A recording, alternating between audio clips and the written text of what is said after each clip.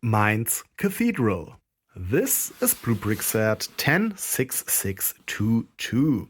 It was released in August 2023 for about €80. This construction block set consists of 1942 pieces. The bricks in the set are compatible to bricks by other companies like Lego, Mega, Kobe, and so on. As you can see, the set comes in a quite boring box without any fancy design. This means this is a BlueBrixx special set, which also means that we don't get any printed building instructions. We have to download a PDF file from the BlueBrixx website. Another thing about the special sets is that in most cases, and also in this case, the bricks don't come in numbered bags. There are no separate building sections. If we don't count Le Mans Saint-Michel and St. Mark's Square, I already showed you two BlueBrixx churches. A few months ago, I showed you St. Peter's Basilica in Rome, and quite recently, just a few weeks ago, I showed you the Minster in Ulm. The Ulm Minster is the tallest church in the world, and it also has got a quite interesting history. But the 1,000-year-old Imperial Cathedral of Mainz is historically way more significant. And what's significant for us now is what we find inside this box. So, inside this box we find two black 16 by 16 plates and a lot of bricks in their bags. As you can see, most of the bags come with quite a big variation of different bricks, but there are also some bags which only contain bricks of the same type. This will help a lot when we want to sort all the bricks. I always recommend with such big sets to sort the bricks by type before we start with the building process. This takes quite a while, but it also helps a lot during the building process because we don't have to search for an individual brick at each building step. What's quite interesting is that we got here a bag full of these hollow studs. This means for the set we will work a lot with inverted building directions. We can place these hollow studs with this blue bar here. I will show you how it works when we stumble across one of those inverted sections during the building process. The bricks themselves seem to have the typical BlueBrixx quality. So many of the bricks come with these ugly injection craters. I always hate it when those holes are so big on the studs. But there are also some bricks which look way nicer with only small injection points like this here. Alright, then now I'm going to open all of the bags and sort the bricks by type, and then I will download the building instructions, and after that I will start with the build. I will come back to you as soon as I see something interesting or something doesn't work like shown in the building instructions. Step 10. The amount of bricks with ugly injection holes is surprisingly low so far, but sadly I noticed problems with the color. So you can see here those bricks are all in light bluish gray, but I think that this corner tile here is in a slightly different shade of gray than this tile here in the front. Step 27. Sometimes it's difficult to see how long a tile is. Is this tile here 3 studs long or 4 studs? When we have a look at the next step, step 28, we can see that here also a tile is used. And I think this tile looks shorter than that one. So I guess this here is 3 studs long and that one is 4 studs long. By the way, here in step 28, we are going to use the building technique with the hollow stud, which I was talking about in the beginning. So we got here this little, what is it? A 1x1 plate, round plate with attached handlebar. And what we want to do now is we want to have studs on both sides of this plate. So here this is the actual stud which belongs to the plate. And here where the negative stud is, there we want to have a normal stud. We do this with the help of this hollow stud and this bar here, which we use as a tool. We stick the bar in the hollow stud, and now we place the whole thing here in the negative stud of the plate. And this is normally something you should do with both hands. Let's see if I can manage this with just one hand, because I have to hold the camera with the other hand. It's not so easy. Ah yeah, it worked.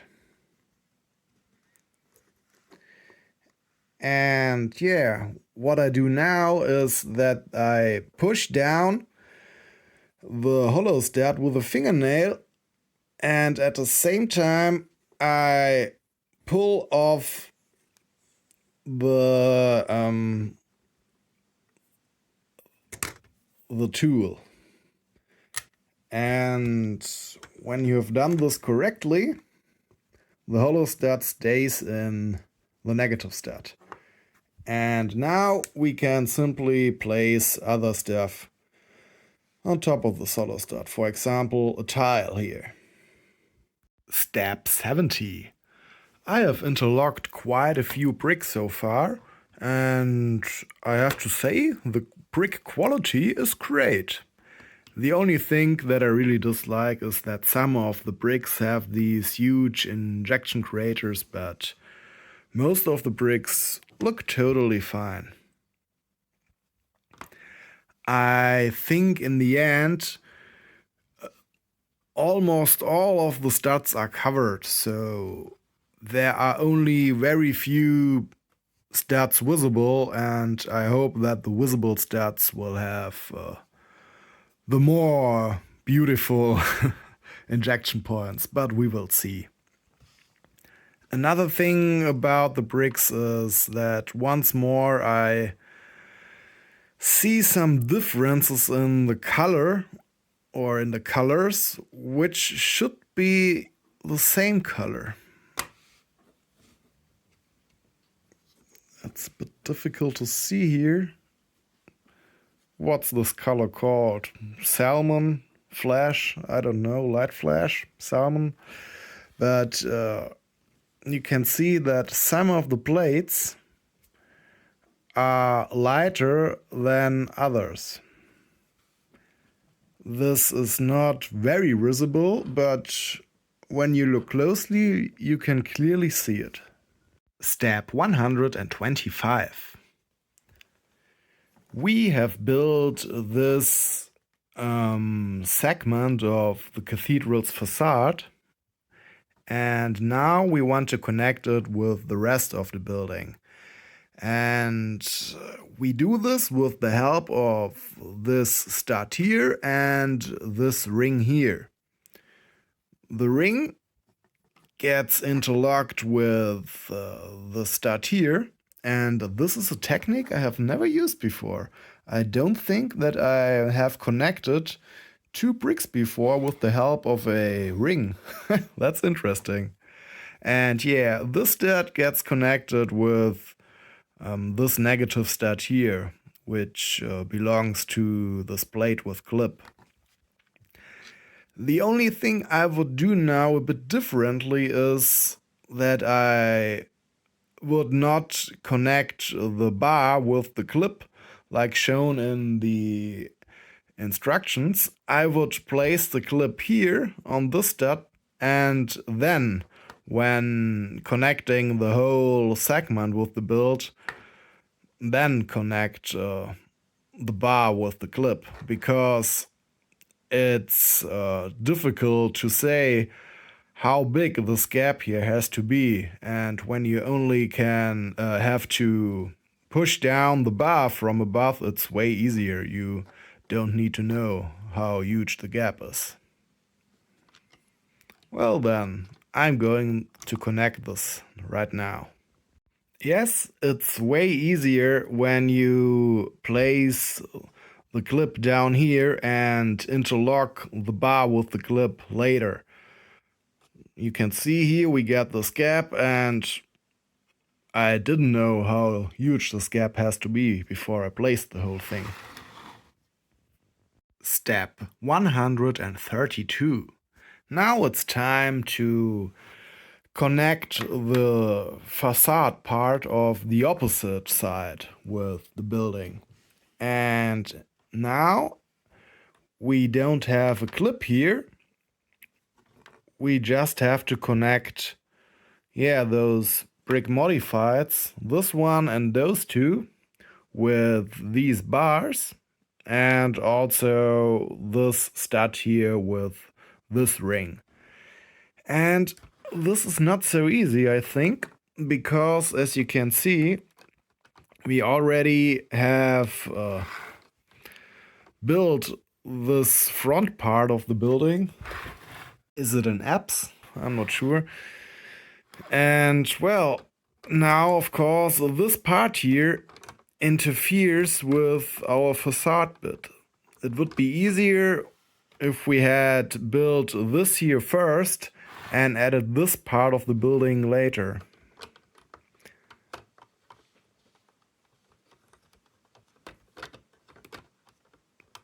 Yeah, this is something I should better do with two hands. So, everything is in place now, and it actually worked better than I feared. But it really is a fragile construction technique. Once it is in place, everything is absolutely sturdy. But you have to get there. Step 143. Right now we are building this segment here, and it consists of several subsegments. So 3 of those segments so far, and right now we are building a 4th one. My problem now is that in the segment we have to use, or better said in this step now for the segment, we have to use this 1x1 dark bluish gray slope, but I can't see where to put this thing. So on the back side of the segment there's a stud, so I guess it gets interlocked here, but in which direction does this slope have to face? Like this, or sideways? When we have a look now at the next step, we still don't have an answer, but in the next step, step 145, we are building another segment, and there also a 1x1 slope is used, and here we can see that it is placed like this, so I will connect it like this. Well, if I had paid attention, I didn't have to look at the next segment to know how to place the slope here. When we start building the segment, we get to see a little image of the completed segment, and there we can clearly see that here, right in the corner, there is the slope. So we just have to remember, when we have reached step 143, how it looks like in step 139. Step 172. I just have completed the first tower. The core of this tower consists of such an axle here, and things always get complicated when BlueBrixx uses axles. In the previous steps, you can see that we just have created several segments which have a core of plates which have a hole in them. And we push the axle through this hole. And there's always a problem with the tolerances. It's never easy to push all the things down. And we don't know exactly the position where those segments have to be on the axle. Sometimes you have adjust everything by a few millimeters. And adjusting these segments on the axle is extremely difficult because you have to push very, very hard. The axle is just a bit too thick for the hole of the plates. And when you push too hard, you always have the problem that you quite easily break the elements which you have built, because you can see those things are very, very fragile. Once they are in position, everything is totally fine, but during the build, these segments are very fragile. And combining fragile segments with these axles always ends in a problem. But it took me a while, and I could adjust everything the right way, so it looks proper now. But I'm not looking forward to build the tower which uses the other axle. Step 286. In the steps before, we have built this little roof here, and now we have to place it on the build. And when you have a look at this roof, you can see here that part of this roof is this 1x2 plate modified with door rail. And I had problems to position this piece here because it interfered with the tower. So what I did to be able to place it here is that I had to wobble around these segments of the tower. Luckily, they are a bit loose. This one now not, because it's under pressure from the plate, but maybe I can show you on the other side. Those segments are a tiny bit loose, and so you can wobble them a bit in place if there isn't enough place for your roof. Step 331. In this step, we have to place this 2x4 roof piece here. And when we have a look at this image here in the instructions, I don't know how to place it. Is this here the long roof piece or this here? Because you can see that we also use these other two pieces with an angle, and I don't know if these other two pieces are this and this or this and this. In the instructions, it doesn't matter because it looks the same in the end, but in reality, it does matter. You can see here that there is a little gap. And you can see that I decided to place the long part here. But I don't know how the designer intended it to be placed. Step 346. We are building a tree right now, and to do so we need to place this plant piece here in the middle of this 2x2 round plate. And I think that's always terribly difficult to do. Oh, okay. Normally it doesn't work like this. I normally have I normally have big problems to do this. And I just want you to show the way how I manage it normally. I use a 1x1 brick and place it on top of, I interlock it with the plant piece in a way that we still can see the leaves. And now we can simply place it in the middle of the round brick. And now let me place the camera. And now with the help of a brick separator, I hold down the plant piece and I remove at the same time the 1x1 brick, and then the whole thing is interlocked properly. Step 347. The build is complete. I had several evenings fun with assembling this cathedral. Building the real cathedral took a bit longer. Like many medieval churches, this building has got a very complex history. It changed its appearance several times. It has Romanesque, Gothic, and Baroque elements. I don't think there's a single century in which nothing was teared down, replaced, added, or changed.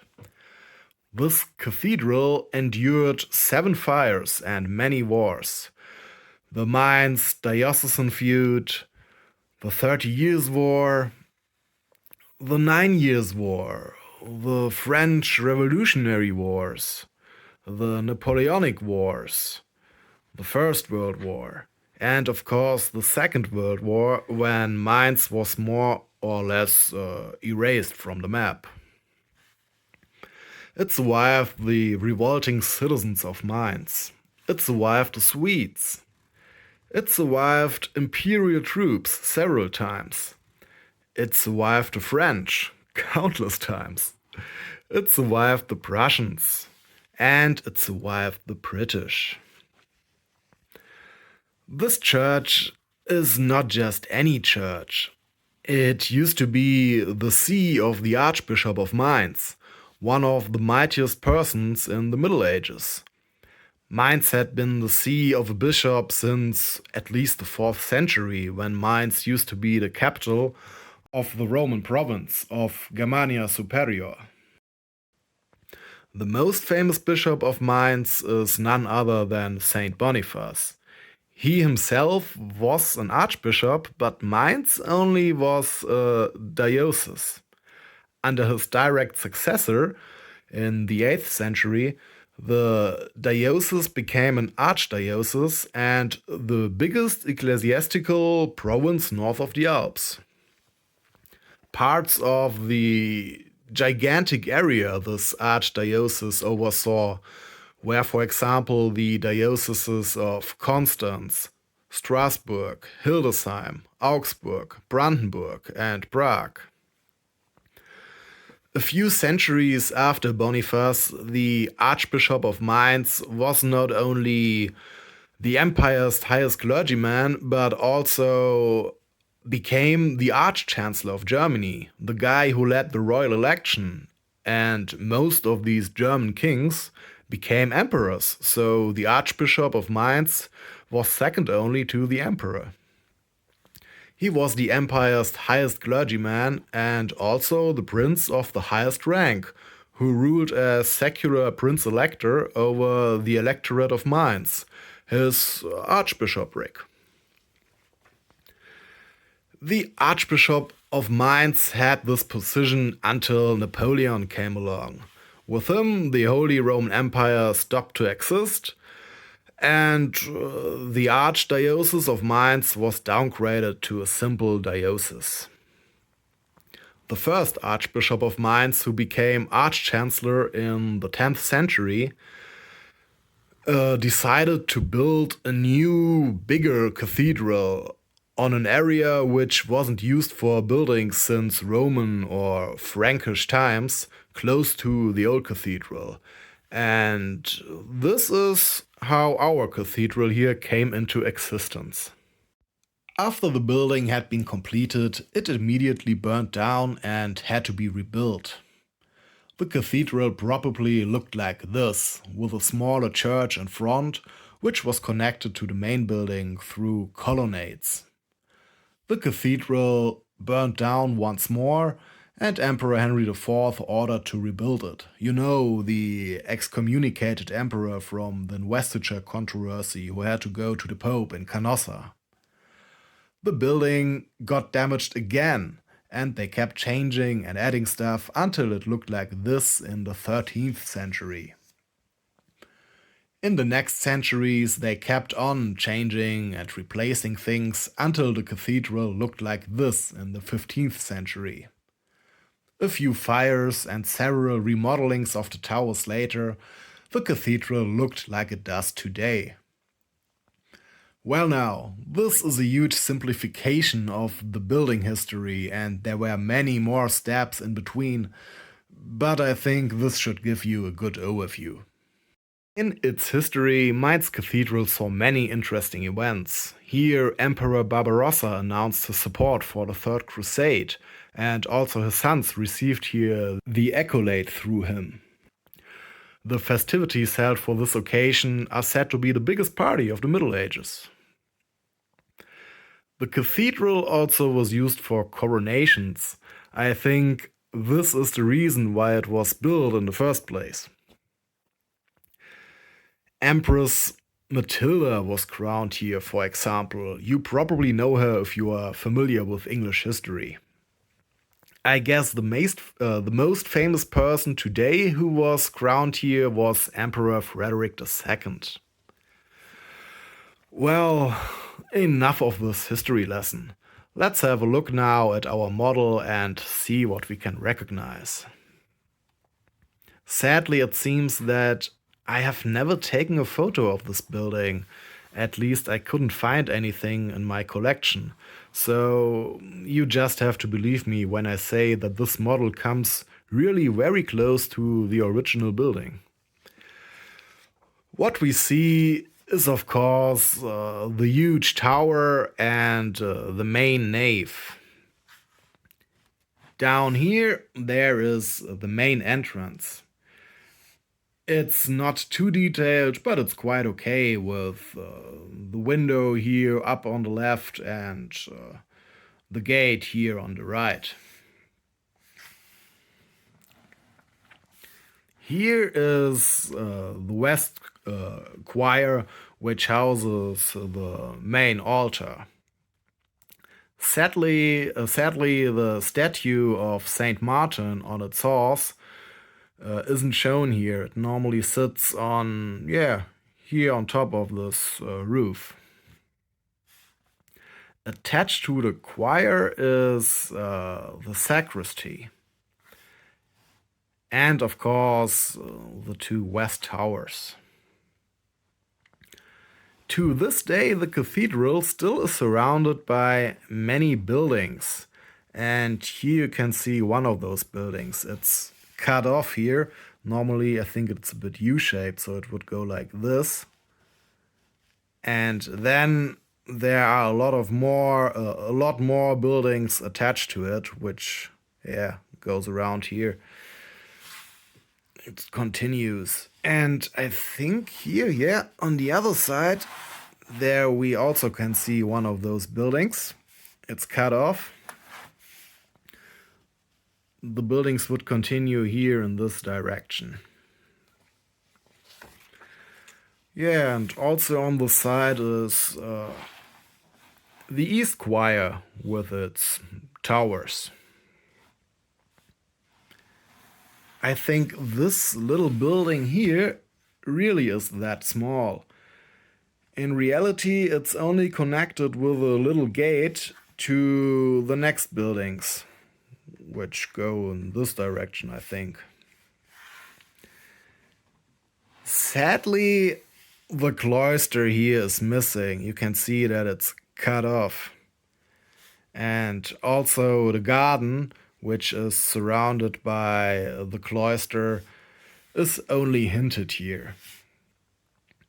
Another thing that is missing is the Gotthard Chapel.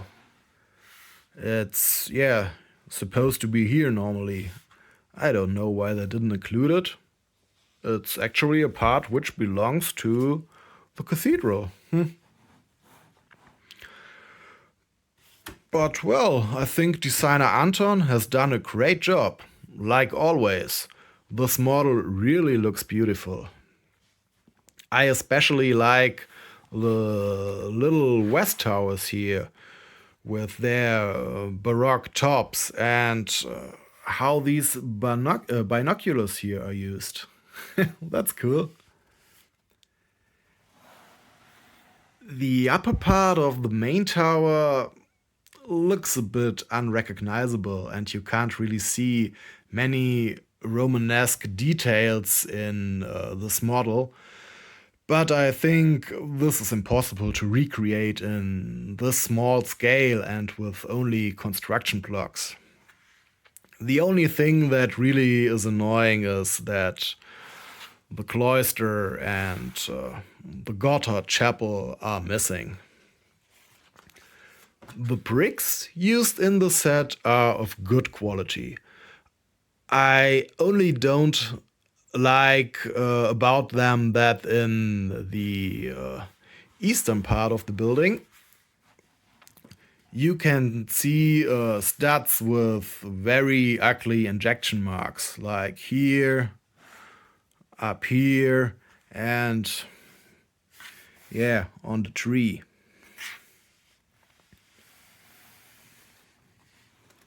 This build here is a snot festival, but the individual segments weren't difficult to build and they never got too big, so the building process never got boring. Building this model was very much fun. It was more fun than building the old Münster, for example, at least in my opinion. Like always, the most difficult parts to build were the roofs. And well, it was easier to build them than the roofs of other of such buildings. But nevertheless, the roofs are a bit too fragile for my taste. Everything else is perfectly sturdy. And I think optically, this is the most beautiful church BlueBrixx has done so far.